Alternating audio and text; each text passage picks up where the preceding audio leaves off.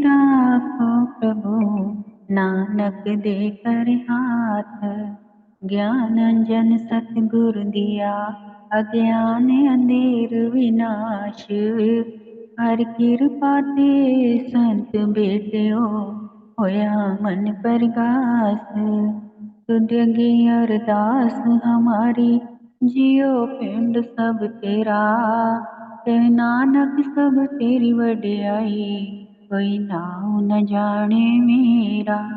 मैं कोटा साईं करा, मैं अंध का भंडार। मैं अपराधी आत्मा, साईं शरण संभाल। मैं अपराधी आत्मा, सतगुरु बख्शनहार। सौभाग्यशाली गुरुमुख सज्जन मंडली, अपनी समस्त चित्त वृत्तियों को एकाग्र करते हुए अपना ध्यान अपने मन मंदिर में श्री परमहंसों की ओर लगाते हुए श्रद्धा प्रेम सहित मीठे स्वर में बोलिए जयकारा। बोल मेरे श्री गुरु महाराज की जय।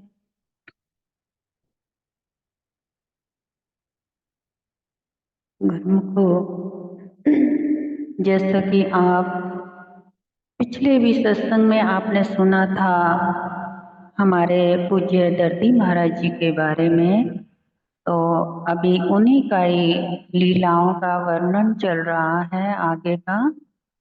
और एक बार की बात है गुरुमुखो, वैसे तो हमारे दर्दी महाराज जी का एक असूल था, और वो ये कि जब वो सत्संग किया करते थे तो एक बार के सत्संग को वो अगली बार संगत के द्वारा उसके क्वेश्चन का आंसर पूछा किया करते थे, और संगत से ये भी कहते थे कि ये बताइए कि हमने जो पिछला सत्संग किया था वो क्या था, किस बारे में बोला था, और उसका आपने घर में जाके कितना उसको याद करके अपने ऊपर उतारा। अब आज के समय में ऐसा कोई टीचर है जो आपको पिछला सत्संग रिमाइंड करा के और आपके ऊपर आपके असर देखने को कहे। आज के समय में जिस प्रकार से रात का खाया सुबह भूल जाते हैं और दिन का खाया दूसरे दिन भूल जाते हैं, इसी प्रकार सत्संग कितने मर्जी सुन लें, जब तक से एक भी सत्संग को अपने अंदर अमल नहीं किया, अपने जीवन में धारण नहीं किया, तो उसका सुन सुनकर आप अपने आप को यानी कि धोखा दे रहे हैं। क्योंकि आप अपनी शरीर की जो अवधि है वो आप सत्संग में तो दे रहे हैं, लेकिन आत्मा जो है उसका ध्यान आपके सत्संग में एकाग्रता आप बना रहे हैं कि नहीं। अगर आपकी आत्मा के अंदर सत्संग के वचनों की आवाज नहीं पहुंची है तो आपको सत्संग का कोई लाभ नहीं है। क्योंकि सत्संग का असल लाभ जो है तभी होता है जब हमारी अंदर की आत्मा जो है वो इन वचनों को सुने, ग्रहण करे और अंदर से वो तृप्त हो और प्रभु मिलन के लिए वो व्याकुल हो जाए। अब ऐसे ही हमारे पूज्य दर्दी महाराज जी सत्संग जो किया करते थे वो संगत से एक एक से पूछा किया करते थे, यानी कि एक हफ्ते के 2 सत्संग हुआ करते थे और आज तक वो चल रहे हैं, यानी कि आज 40 साल हो गए हैं और उनको गए हुए तो 30-32 साल हो चुके हैं। लेकिन आज भी उनकी आश्रम में जो उनका आश्रम ग्रेटर कैलाश कॉलोनी कुटिया में है, जो आज भी वही चल रहा है, वही रूटीन है। एक वीरवार का सत्संग हुआ करता है और एक संडे का, और दोनों बार लंगर भी होता है, लंगर प्रसाद सबको प्राप्त होता है और संगत भी बेशुमार पहुंचती है, संगत की कोई कमी नहीं। और एक बात और बताएं आपको कि आज भी हमारे पूज्य दर्दी महाराज जी उस कुटिया में इतने वर्षों से गए हुए भी आज वहीं पर मौजूद हैं। कईयों को वहां पे दर्शन हुए हैं। जो कोई रात वहां पे रुकता है उसको साक्षात दर्शन होते हैं। जो इतनी पहुंची हुई रूह आत्माएं होती हैं वो कहीं नहीं जाती गुरुमुखो। वो एक सूक्ष्म रूप के ज्योत जो होती है वो हमारे इर्द गिर्द होती है। उसी की सूक्ष्म ज्योत के प्रभाव से हम जैसे गुरुमुखों में शक्ति आती है, ज्ञान आता है और सतमार्ग दर्शाता है। इसी तरह से हमारे पूज्य दर्दी महाराज जी आज भी हमारे अंग संग हमें महसूस होते हैं। एक हमारे श्री पंचम पातशाह जी, दूसरे हमारे दर्दी महाराज जी। ये दोनों ही हमारे दाएं बाएं हमेशा हमारे साथ होते हैं। जरूरत है तो उस आभास की जो आपने अंदर से महसूस करना है। जैसे एक मूर्तिकार जब मूर्ति बना रहा होता है पत्थर की, तो उस वक्त जब वो बना रहा होता है वो ये नहीं सोचता कि मैं भगवान की मूर्ति बना रहा हूँ तो इससे मेरे को जूठे हाथ नहीं लगाने या इस पे पैर नहीं रखना या इसको मैं इधर उधर से छूना नहीं, वो ये सब नहीं सोचता। क्योंकि उस वक्त वो मूर्ति नहीं होती, एक उसकी कलाकारी की आकृति होती है।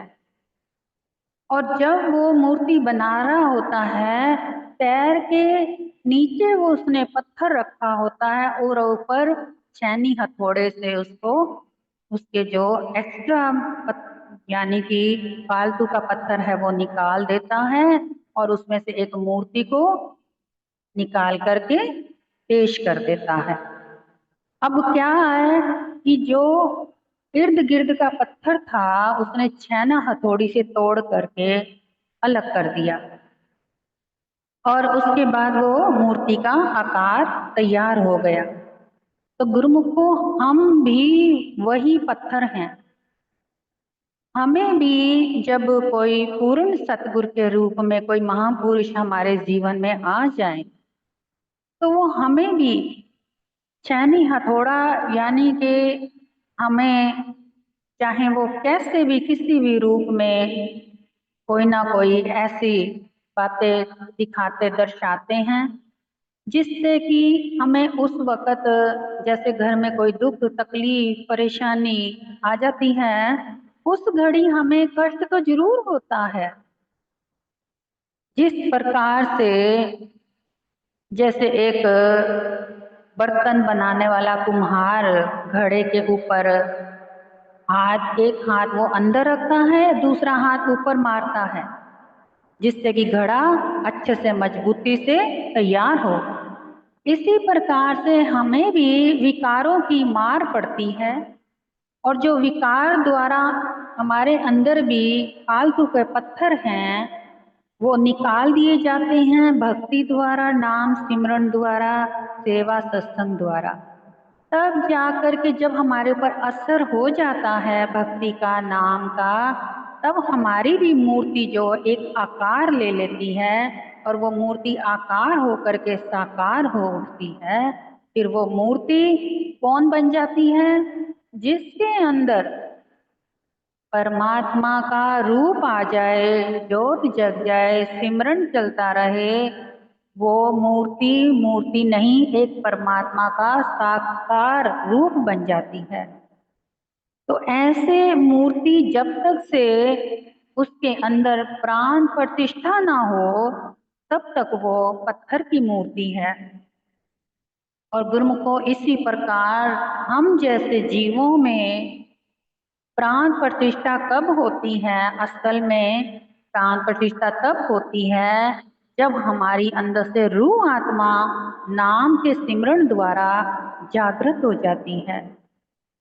और देखा जाए तो आज के समय में ज्यादातर किसी को ये बात अभी इतनी आसानी से समझ में नहीं पड़ रही।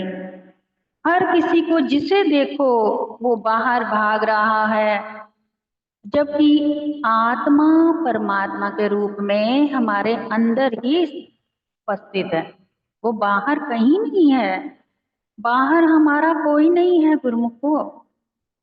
क्योंकि जिस प्रकार से कबीरदास जी फरमाते हैं, हिंदू कहे मोहि राम प्यारा, तुर्क कहे रहमान, आपस में दो लड़ लड़ी मुए, मरम न जाना। कोई हिंदू, मुस्लिम, सिख, ईसाई सब ही परमात्मा के जाई हैं, जबकि चाहे कितनी भी जाते परबाते बना लिए, हम बाहर क्या कर रहे हैं? जात पात, ऊंच नीच, इसी प्रकार के मतभेदों में, भ्रम में पढ़ करके अपना कीमती समय व्यर्थ गवा रहे हैं। और जबकि जितनी भी बाहर जात पात हैं, इन सब की मंजिल एक है। परमात्मा के घर से कोई जात पात किसी की नहीं आई, ना कोई भाषा आई। ये तो सब इंसानों ने अपने आप से, अपने विचारों से यहाँ पे स्थापित करी है, जिससे कि सबके अंदर मतभेद आरंभ हो जाता है। और रास्ता सबका एक ही है। कोई भी अगर जीव मर जाता है तो जाता कहाँ है? उसकी रूह आत्मा अब शरीर से भले वो कोई मुस्लिम है या सिख है या हिंदू है, शरीर से है, आत्मा से कोई नहीं है। कोई इस बात का दावा नहीं दे सकता कि आत्मा हिंदू है या मुस्लिम है या ईसाई है या सिख है। नहीं कह सकते ना, क्योंकि आत्मा सबके अंदर वही है। जिस प्रकार से सारे शरीरों में खून जो रक्त चल रहा है वो भी एक ही है, उसका भी कोई रंग आकार अलग नहीं है। हड्डियां मांस भी सबके अंदर एक जैसा है, दिल यानी हार्ट वो भी एक जैसा है, दिमाग भी वही है। लेकिन फर्क कहाँ आ गया? फर्क आ गया विचारों में, विचार और संस्कारों में। जैसे जिस प्रकार के इंसान के अंदर विचार और संस्कार भर दिए जाते हैं, वो उसी प्रकार का एक मूर्ति उसकी तैयार हो जाती। यानी कि एक बच्चा, मानो अनजान बच्चा कहीं से, छोटा सा बच्चा कहीं से मिला, जैसे कोई सड़क पे छोड़ देता है, कोई इधर उधर फेंक देता है, आजकल तो लोग ऐसा बहुत कर रहे हैं। तो ऐसे ही एक जैसे कोई बच्चा मिल गया कहीं से, अब वो कोई उस बच्चे को अपने घर उठा के ले आया, कोई भला मानुष। अब वो भला मानुष, चाहे वो मुसलमान है, चाहे वो हिंदू है, चाहे वो सिख है, चाहे वो ईसाई है, चाहे वो किसी भी जाति पर बाती का है, अब जो उस बालक को वो लेके आया है, अभी उस बालक की जात पात किसी भी बात का मालूम नहीं। लेकिन बालक जिस घर में रहेगा, जिस घर का खाएगा पिएगा, पालन पोषण होगा, वो उसी के घर के जैसा ही बन जाएगा। मानो एक किसी बंगाली के घर बच्चा पैदा हुआ, अब किसी हिंदू के घर में चला गया, या किसी अंग्रेज के घर चला गया, या किसी मुसलमान के घर चला गया, और वो जहां पर गया वह उन्हीं की ही भाषा बोलेगा, ना कि बंगाली भाषा बोलेगा।